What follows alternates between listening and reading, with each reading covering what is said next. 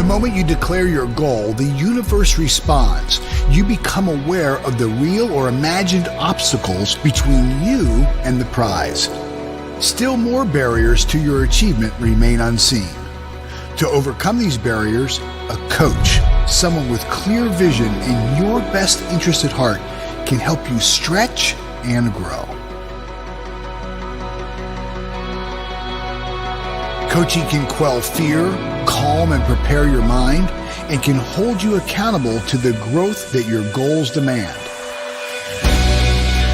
Every hurdle behind you is one more accomplishment that leaves you forever changed. Because you can't see the picture when you're in the frame, working alongside a coach helps you unlock your fullest potential.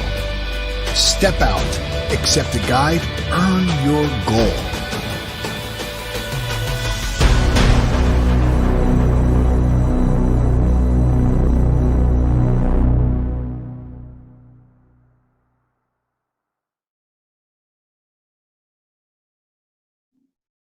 Well, hello, everyone. Good morning, good afternoon, or good evening, just depending on when you're catching this live video. As always, it's absolutely wonderful to see the feedback and the views and the comments. Yesterday I spent some time doing a little bit out of my normal and did a video for you first thing in the morning during my exercise routine. And I got to tell you, it's not in my normal. It was definitely a pattern interruption, all right? But sometimes you gotta go with the flow, okay? So today's quote is about, well, I'm just gonna tell you who it is and that's that quote. The quote is by Addison Walker, and it says, "It's not true that nice guys finish last. Nice guys are winners before the game even starts." So today I want to talk about the topic of setting weekly goals. Now, this could be in your personal or professional life, but this is kind of more honed into a personal goal setting, all right? Setting your goals for the week. So number one, you're going to have to set aside some time. First step is simple.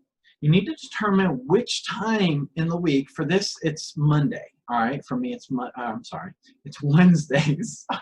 I am all confused today. For this, it's Wednesdays for me. All right. So Wednesday works. I usually do it Wednesday evening, but sometime Wednesday, I tend to find a little bit more time. So this is my day that I set a time. So you want to set aside a specific time and a specific day for you to make up your calendar or your weekly goals. Put it on your calendar. Put an alarm, so that way as a reminder to kind of let you know, hey, this is the time that I've set aside for me to start working on my weekly goals. All right, this will ensure that you're consistent. Number two, I want you to break down what your monthly goals currently are, so that way you have things to work towards for each week. So you want to know what your ultimate goal is, your why, so that way you can do your weeks and propel yourself forward each day as you're working towards that end goal. You want your weekly goals to move right in line with the direction of your monthly goals so you can actually measure it. So you also want to make sure that those weekly goals aren't too lofty, that they're too difficult to obtain, or you may actually just procrastinate and put it off. So you may not even make any effort at all. All right, let's be real. So what you want to do is make them obtainable. If they have to start small, that's fine. All right, but achieving something will hold you accountable towards working towards your bigger goal. All right, so making significant success will help you continue to push and motivate you to keep going. All right, so find your middle ground.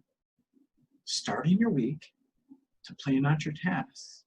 So then by the end of the month, you'll have met your monthly goal. All right.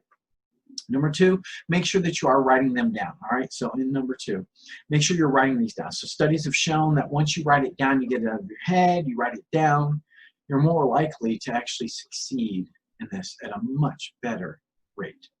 Okay. Number 3, stay accountable. In order to keep yourself accountable, you want to create 3 to 5 weekly accountable statements. You want to share them with somebody. This is important. Get somebody involved in your goals. These action items, allow you to pledge yourself to complete a predetermined step by a predetermined date. These statements can be shared with an accountability partner or maybe an accountability group that you're involved in, all right, with the intention of completing the task prior to the next time you talk to them or have a meeting. Okay? Some things to think about. Number 1, clearly relate to your primary goal. Number 2, reasonably to execute this within the week. All right, that's really important. You want to be able to make sure that you can get these done. Don't make them too lofty. And then be specific enough that you know when the intention has actually been achieved. All right, staying within your goal, let's say, for example, to buy a house. One of your accountability statements for your first set of weekly goals could be, I will calculate my monthly expenses versus my monthly income to determine the highest monthly payment I could afford for a mortgage. Again, that's just one example. All right, that's a long-term goal, but just to help yourself set your goals for your week. Number 4, gauge your progress. You're starting it, you want to be able to find a way to measure it. All right, to set aside weekly upcoming goals, it's important to consider your progress through it. So you want to ask yourself a couple questions. Number 1, did I meet last week's goal? Number 2, if so, what action did I take that made the greatest impact in accomplishing it? And number 3, if not, what obstacles prevented me from being successful? All right?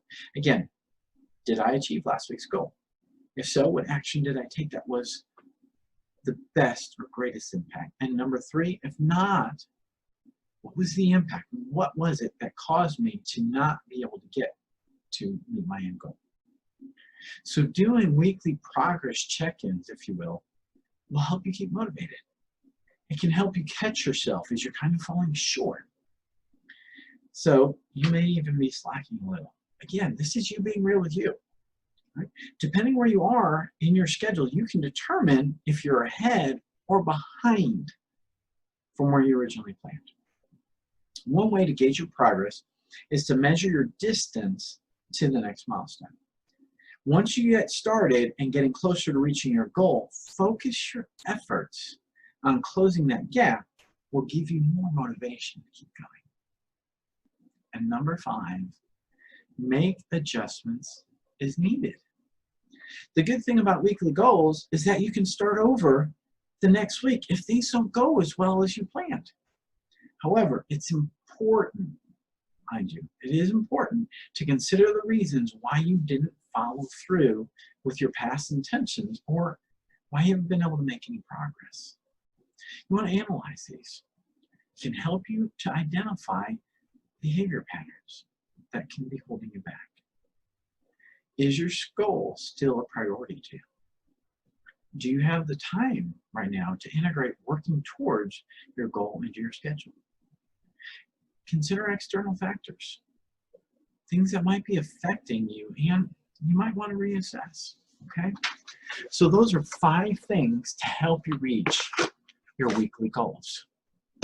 I want to tell you, I work hard every week to be able to make certain goals.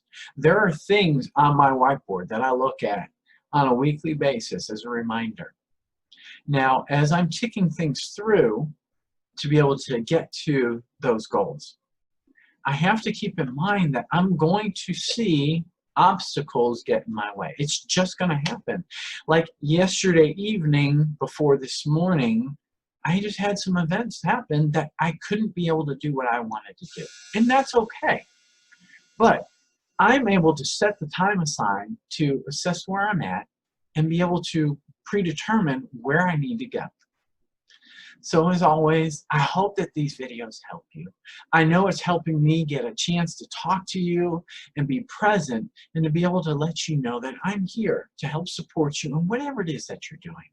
But most importantly, if I can just reach one person and the message gets through to you and helps you in a way, it's all worth it.